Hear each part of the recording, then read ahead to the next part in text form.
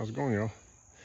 So, Misty done went and got herself a Camaro. Seen all the fun I was having racing them motorcycles and decided she wanted to race a car. So, found this thing the other day. We just got done scrubbing a bunch of tree moss and pollen and junk off of it. We're fixing to cover it up with some tarps, but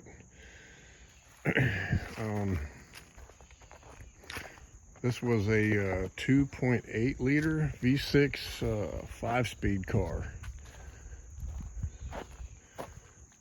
You guys aren't going to believe how cheap we got this thing. And the bonus is the motor and transmission are already gone, and most of the interior is already gone, which is a plus because with a race car, that's what you're going to do. Take a look at these floors. Look at that.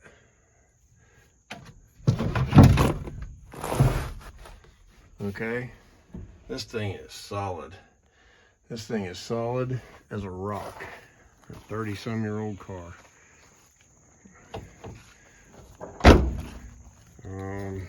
There are some dings. I'm gonna call them dings because they're wouldn't consider them to be dents, but you got some dings in the door, one little ding in the roof right there. There is no rust. The only rust I could find on this car is where the battery used to go, on the inner fender up in the front. So, game plan here is to try to find a 9-inch forward rear end and put a ladder bar and coilover suspension on the back of this thing and weld a roll cage in it. And then we're going to put an LS. We're going to put an LS in this thing, probably carbureted version of an LS, just for simplicity. I just don't want to get into fooling with all the fuel injection mess and everything else.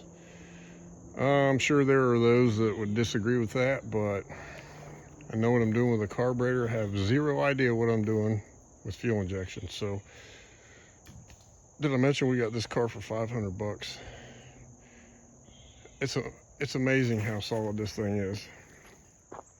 Look at the rocker panels, man. Look at that. And that's not rust either. That's just chipped paint. That's amazing. Amazing.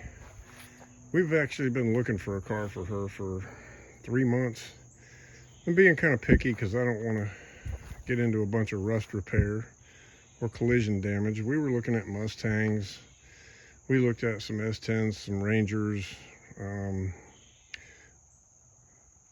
was a little hesitant about the Camaro at first just because of that crazy torque arm type suspension in the back, but excuse me, we'll just put ladder bar and coilover suspension on the back and be done with it. Put a good rear end, 4-wheel disc brakes. That way, you know, we can put a mild engine in it for her to get started and cut her teeth, so to speak, and learn and how to handle the car. And the car will already be built for a lot more power than what she's going to start with. So that's the good news. Anyway, just a quick peek. 1985 Camaro Berlinetta. That passenger marker light's knocked out of it. I can't believe how clean this thing is. But